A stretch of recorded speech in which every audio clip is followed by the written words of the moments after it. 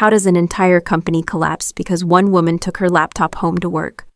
The conference call detonated at 8:12 in the morning. No greetings, no small talk, just the sound of chairs scraping back and a voice I had only heard twice before, sharp enough to cut through the silence.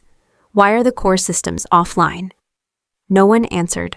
I wasn't in that room, but I would later hear how the executives stared at one another, how someone muted and unmuted their microphone like it might buy time. The payment pipeline is frozen, a man finally said.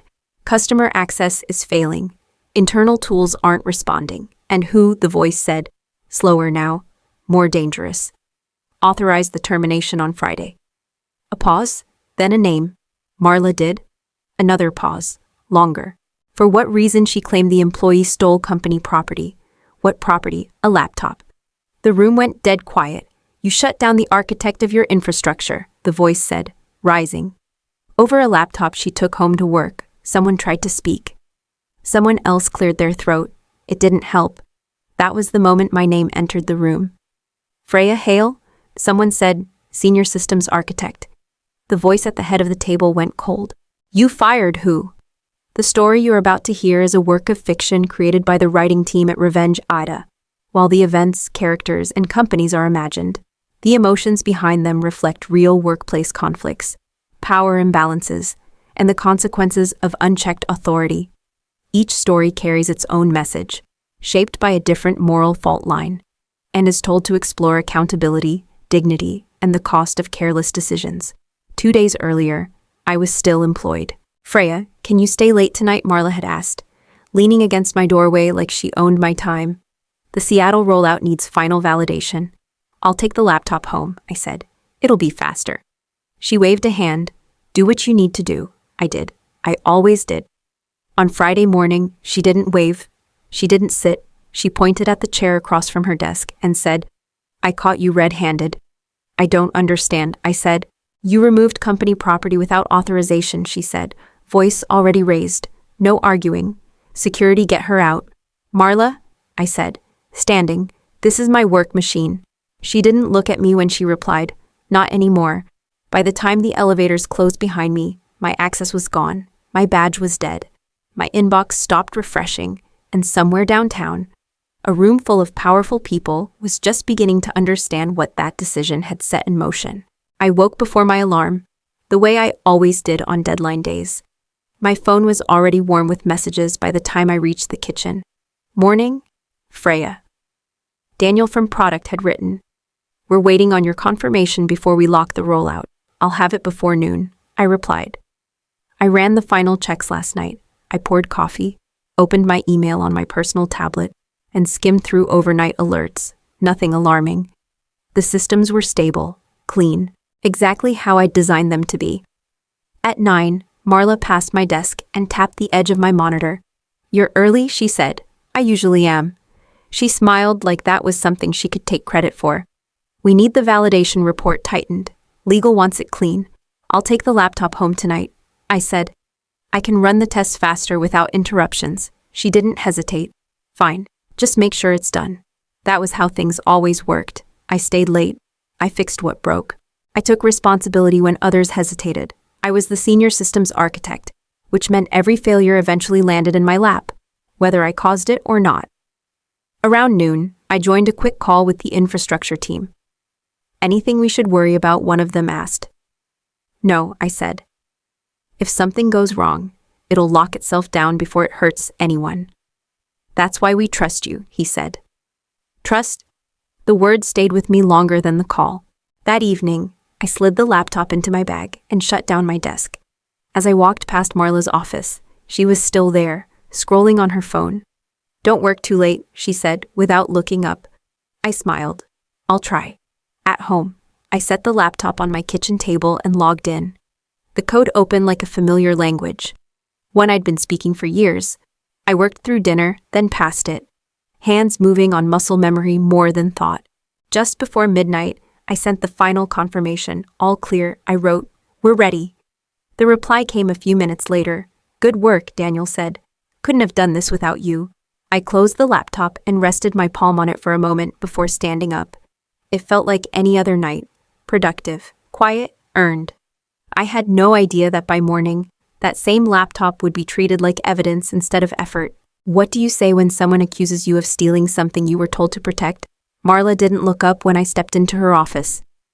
Sit, she said, already tapping her pen against the desk. I noticed the tablet first, propped up, camera light on, then the woman in the corner chair. This is Elaine, Marla said. Human resources. Elaine nodded once. She didn't smile. Is this about the rollout? I asked. It's about company property, Marla said.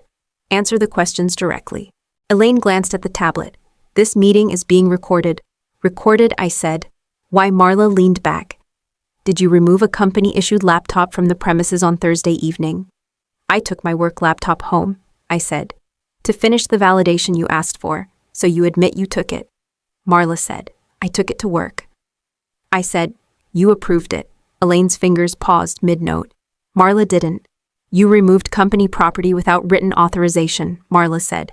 That is theft under policy. That's not theft, I said. That's my job. Marla's voice sharpened. Do not argue definitions with me. Then explain why you told me to do whatever I needed, I said. Explain why the systems went live clean. Because I stayed up all night. Elaine cleared her throat. Freya, please answer only what's asked.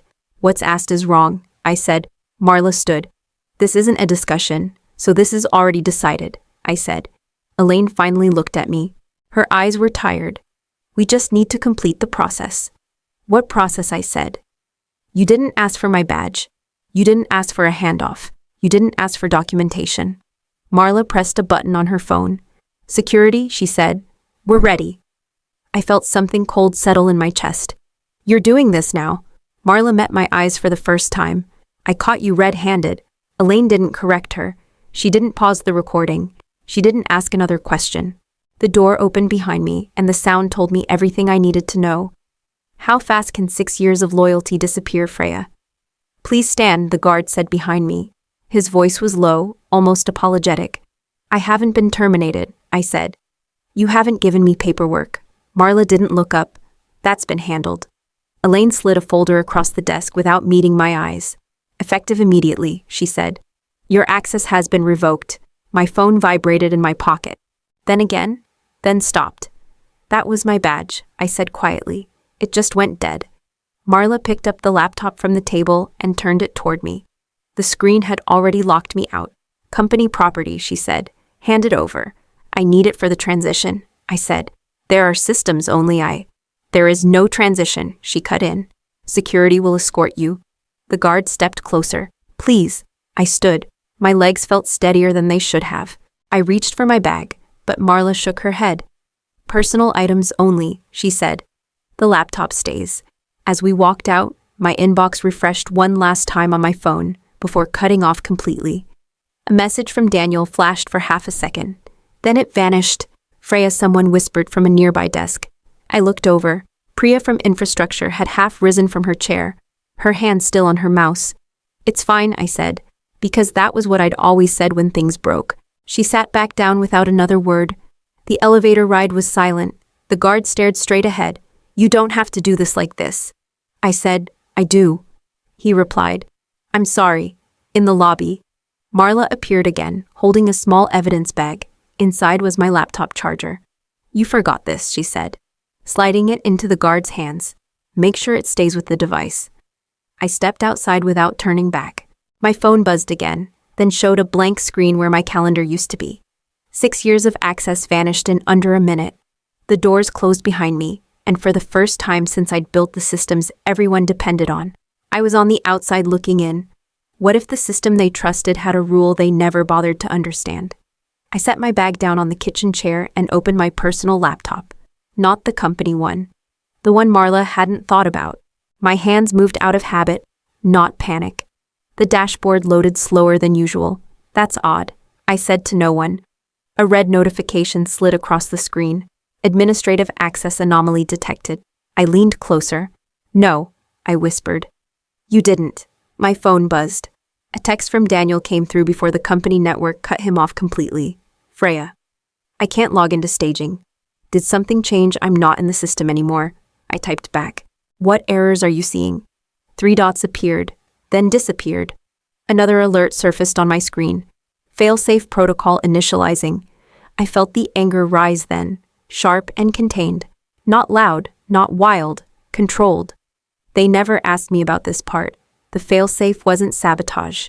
It wasn't revenge. It was protection. I designed it after a breach scare 3 years earlier, back when the board wanted everything faster and cheaper. A last resort lock designed to trigger when a senior architect's credentials were revoked without a transition key. Unauthorized administrative removal. I'd argued for it in a meeting that Marla skipped. This could freeze the system, the finance director had said. Only if someone does something reckless, I replied at the time. My phone rang. Unknown number. Freya, a tight voice said when I answered. This is Kyle from Internal Tools. Are you making changes? I can't, I said. You locked me out. Silence. Then, our authentication layer is rejecting everything. I closed my eyes. Then the failsafe has engaged. What does that mean? He asked. It means the system thinks I've been compromised, I said evenly. And it's doing exactly what I told it to do. Another alert flashed. Core dependencies entering containment mode. I didn't touch the keyboard. I didn't have to. The system was already moving.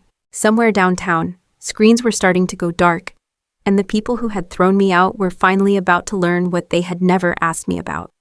Can a company survive losing the person who built its foundation? My phone wouldn't stop ringing. Freya? Kyle said the moment I answered, breathless. Nothing's authenticating. Even service accounts are getting rejected. I know, I said. I'm watching it happen. That's not possible, he said. We reset the tokens. We restarted the nodes. You can't restart a lock, I said. You can only wait it out. Another call cut in before he could answer. I switched lines. This is finance, a woman said. Payments are queued but not clearing. Customers are calling. Pull the queue, I said. Don't force it. We can't access the console, she said. It's asking for a credential that doesn't exist. I closed my eyes. That credential was never meant to be used. It's a failsafe. A third call came through. Then a fourth. I stopped answering. On my screen, the dashboard filled with status changes I'd written years ago and never expected to see live. Authentication layer locked. Internal tooling restricted. Payment processing paused. The system wasn't crashing. It was containing itself. My phone buzzed with a text. Freya, Daniel wrote. The deployment just rolled back on its own. Marla is yelling. It says it's a security event. I typed slowly. It is? Another message followed almost immediately. They're saying it's an attack. It isn't, I replied. It's a response. The calls kept coming. Unknown numbers, internal extensions. People who had never spoken to me directly before. Can you reverse this? Someone finally asked in a voicemail. His voice shook. We have partners on hold. I set the phone face down. The failsafe was doing what it had been designed to do. Stop everything until accountability was restored. No exceptions. No shortcuts. No panic overrides. Downtown, teams were scrambling, running playbooks that assumed a threat from outside. They were looking for an enemy. They hadn't figured out yet that the system wasn't defending itself from a hacker. It was defending itself from them. What do executives fear more than a system failure? I want answers. The CEO said. Now. No one spoke at first. I wasn't in the room, but Kyle later told me he had never heard that tone before. Not in quarterly reviews. Not during layoffs. Not even during the last outage. Paul from IT broke the silence. The systems entered containment mode, he said. It wasn't external. It was triggered internally, by what the CEO asked. Paul swallowed. By the failsafe tied to senior architect credentials. Another pause. Which architect? The CEO said. Marla straightened in her chair. Freya Hale. The CEO's head snapped up. Freya Hale works here. She did, Marla said. Until Friday. The room shifted. Chairs creaked. Someone whispered. You fired her, the CEO said. When Friday morning, Marla replied. For removing company property without authorization. What property? The CEO asked. The company laptop, she said. She took it home. Paul stared at her. She had root-level design authority. Marla waved a hand. That's irrelevant. Policy is policy. Did you review this with legal? The CEO asked. No, Marla said. It was a clear violation. Did you notify me? He pressed. Marla hesitated. I didn't think it was necessary. Paul leaned forward. She designed the authentication layer, the payment pipeline, the internal tooling. The failsafe is key to her role. The CEO's voice dropped. You revoked her access without a transition. Marla's jaw tightened. She admitted to taking the laptop. She took it to work, Paul said. Everyone knows that. The CEO stood. So let me understand this. You removed the one person who could authorize a safe handoff during an active rollout, without review, without documentation, and without notifying executive leadership. Marla opened her mouth, then closed it. And now the system has locked itself because it thinks its architect has been compromised, the CEO continued, which, from its perspective, she has. Silence pressed down on the room. Get legal on the line, the CEO said. And suspend Marla Matthews effective immediately. Marla's chair scraped back. You can, I can, he said, and I just did. Across the city, my phone vibrated once. A single message came through from an unfamiliar number. This is the office of the chief executive. We need to speak with you today. What do you say when the people who humiliated you suddenly need you? The first message came through an hour after the CEO suspended Marla. It wasn't a call. It wasn't an apology. It was an email marked urgent, sent from an address I didn't recognize. Freya Hale. It began. I am David Kessler, outside counsel for the company. We request a conversation today regarding an operational matter. I read it once, then again. I closed the laptop and made tea. My phone rang a few minutes later, same number as before. I let it ring until it stopped. When I finally replied, it was by email. I'm available tomorrow morning. Please outline the agenda. The response came fast. Too fast. We'd like to discuss restoring access and resolving the containment event, I typed back. Access was revoked by your client. The system responded accordingly. There was a pause this time. 10 minutes passed. Then another message arrived. We are prepared to move quickly. I smiled without humor. Speed had never been my problem. Being ignored had. The call was scheduled for the next morning. On the line were David, someone from internal legal named Rebecca, and a man who introduced himself as interim operations lead. Freya, David said, measured and careful. We appreciate you taking the time. I'm listening, I said. There's a desire to de-escalate, Rebecca added. The company recognizes mistakes were made. Mistakes require correction, I said, not urgency. Silence stretched. No one rushed to fill it. I could hear someone breathing on the other end. We need your cooperation, the operations lead said, finally. You need stability, I replied. Those aren't the same thing, David cleared his throat. What would you need to re-engage? I didn't say I would, I said. Another pause. Longer this time. I'll review whatever you send. I continued. In writing, through counsel. I won't be rushed, and I won't be cornered. We understand, David said quietly. When the call ended, my hands were steady. The anger that had carried me through the last 2 days had settled into something sharper and more controlled. I didn't need to raise my voice. I didn't need to prove anything. For the first time since Friday, they were waiting on me. Can a company recover from proving it doesn't protect its own people? The update didn't come from legal. It came from Kyle. They pulled Marla's access, he said over the phone.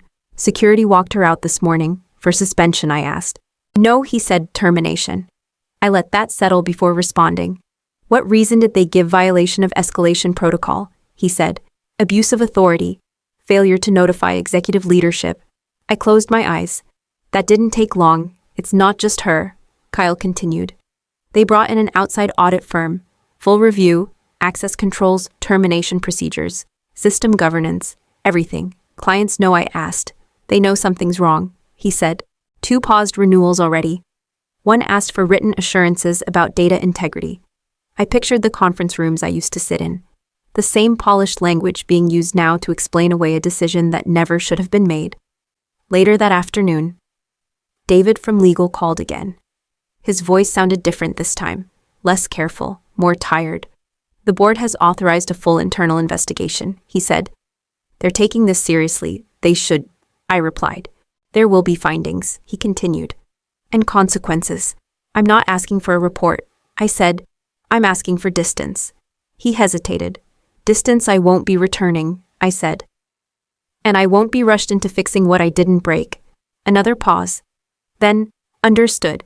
By the end of the week, industry chatter started to shift. Not headlines, Just quiet mentions.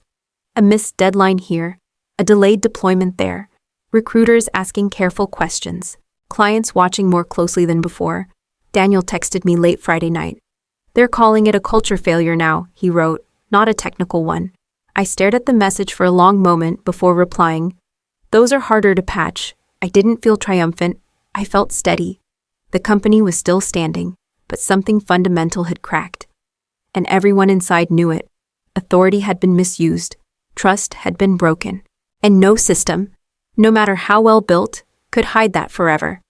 I set my phone down and turned off the light, knowing the fallout was no longer in my hands. What does justice look like when no one is cheering? The confirmation came in a short call from David, his voice steady but stripped of ceremony. "The board has concluded its review," he said. "Marla Matthews' termination stands. The audit findings will be filed. Access governance has been restructured. The containment will be lifted once new controls are in place." "And me," I said. There was a pause. "You won't be asked to return." "I wasn't waiting for the invitation," I replied. "We understand," he said.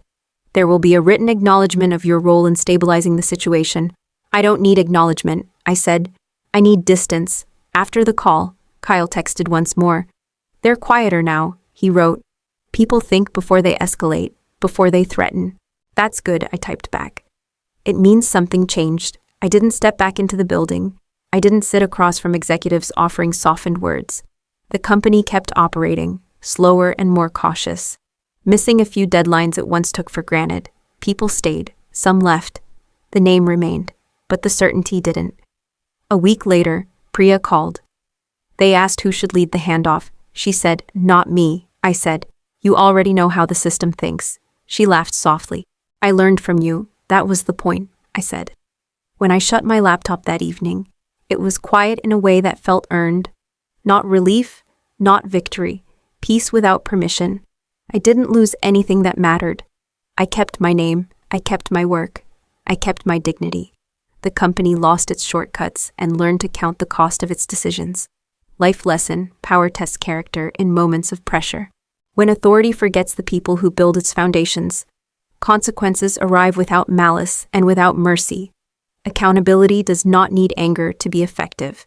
It only needs truth and time. They didn't lose their systems because I was angry. They lost them because they forgot who built them.